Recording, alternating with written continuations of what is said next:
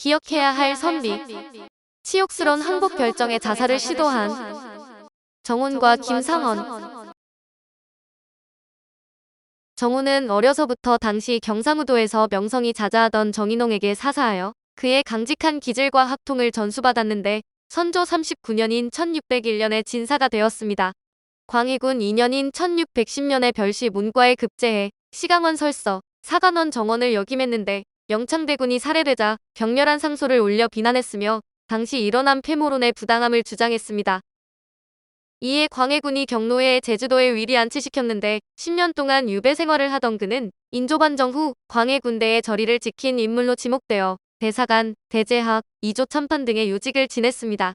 인조 14년인 1636년 병자호란이 일어나자 이조 참판으로 명나라와 조선 사이에 의리를 내세워 최명길 등의 화해 주장을 적극 반대했습니다. 그 뒤 정훈은 관직을 단념하고 덕유산에 들어가 조용히 살다가 세상을 떠났으며 숙종대의 저리가 높이 평가되어 영의정에 추증되었는데 김상원과 더불어 조선 후기 숙명대청 사상의 중심인물로 여겨집니다. 병자호란 때인 인조 15년 1월 강화도가 함락되고 항복이 결정되자 정훈은 오랑캐에게 항복하는 수치를 참을 수 없다며 스스로 배를 찔러 자결을 기도했지만 중상만 입고 죽지는 않았습니다.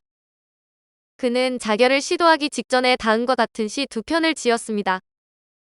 사방에서 들려오는 대포 소리 천둥과 같은데 외로운 성 깨뜨리니 군사들 기세 흉흉하네. 늙은 신하만은 담소하며 듣고서 모사에다 견주어 조용하다고 하네. 외부에는 충성을 다하는 군사가 끊겼고 조정에는 나라를 파는 간흉이 많도다. 늙은 신하 무엇을 일삼으랴. 허리에는 서리빨 같은 칼을 찼도다. 그러고는 또 의대에다 다음과 같은 맹세에 글을 써서 항복에 반대하고 의리를 취하기 위해 고향에 돌아가듯이 자결하겠다는 결연한 의지를 나타냈습니다. 군주의 치욕 극에 달했는데 신하의 죽음 어찌 더디나. 이익을 버리고 의리를 취하려면 지금이 바로 그때로다. 대가를 따라가 항복하는 것. 나는 실로 부끄럽게 여긴다. 칼 한 자루가 인인을 이루나니 죽음 보기를 고향에 돌아가듯. 자결 기도 3일 후에 정훈은 이조 참판으로서 간단한 상소 한 통을 임금에게 올렸는데 항복한 후 청나라에 대해 취해야 할 조처 두 가지를 건의했습니다. 즉 청나라에서 명나라에 인을 바치라고 하면 조종조부터 이 인을 받아 사용한 지가 300년이 되니 명나라에 도로 바쳐야지 청나라에는 바칠 수 없다고 해야 한다고 했습니다. 또 청나라가 명나라를 공격할 군사를 요구한다면 명나라와 부자 같은 은혜 관계가 있다는 것은 청나라도 알 텐데 자식을 시켜서 부모를 공격하게 하는 것은 윤리 기강에 관계되는 일이다라고 해야 한다고 했습니다. 이어서 그는 신의 목숨이 거의 다하여 이미 대가를 호위하며 따를 수도 없고 또 길가에서 통곡하며 하직할 수도 없으니 신의 죄가 큽니다라고 하면서 이조 참판직을 교체해줄 것을 청했습니다. 정훈과 함께 예조판서 김상원도 거의 같은 때에 자결을 기도했는데 그는 여러 날 동안 음식을 끊고 있다가 목을 맸는데 자손들이 구조하여 죽지 않아 모두 놀라며 탄식했다고 합니다.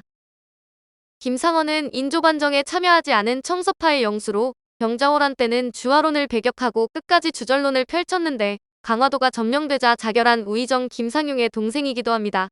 인조 17년인 1639년 청나라가 명나라를 공격하기 위해 요구한 조선 군대의 출병에 반대하는 상소를 올렸다. 청나라에 압송되어 6년간이나 잡혀있다가 돌아오기도 했으며 그 뒤 좌해정까지 지냈습니다.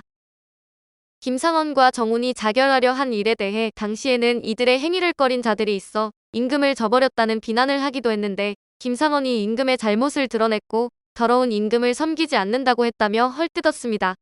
신하들만이 아니라 임금까지도 두 사람의 자결 기도를 매우 못마땅하게 여겼는데 김상원은 다만 죽으려 한다는 명분만 취하고 끝내 목숨을 버린 사실이 없으니 천진을 지키는 데 이르지 못한 것이 분명한 듯하다고 했습니다.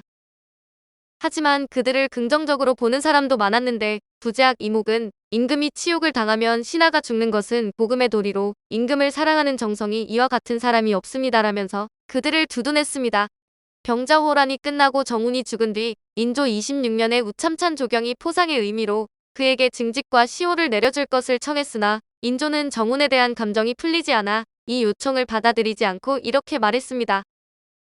이 사람이 기필코 한번 죽으려 했다면 곧 자결했어야 할 것이요. 죽는 것이 싫었다면 거짓으로 죽으려 할 필요가 없는 것이다. 그리고 임금이 아직도 사라자리에 있으니 잘 도와서 종사를 보존했어야 했다. 그런데 남쪽으로 물러가 은거한 것은 임금을 섬기는 도리가 아니다. 정표하는 것은 국가의 체면을 깎아내리는 일이다.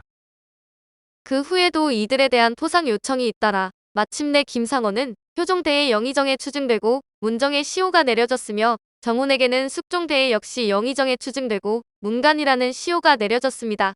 자결을 둘러싼 오랜 논란 끝에 결국 그들의 행위는 충절로 결론이 난 것인데 뒷날 식자들은 어려움을 당해 신하로서 죽는 의리를 안 짜는 김상원과 정훈 두 사람뿐이다라는 찬사를 보냈습니다. 오늘 기억해야 할 선비는 치욕스런 항복 결정에 자살을 시도한 정훈과 김상원이었습니다.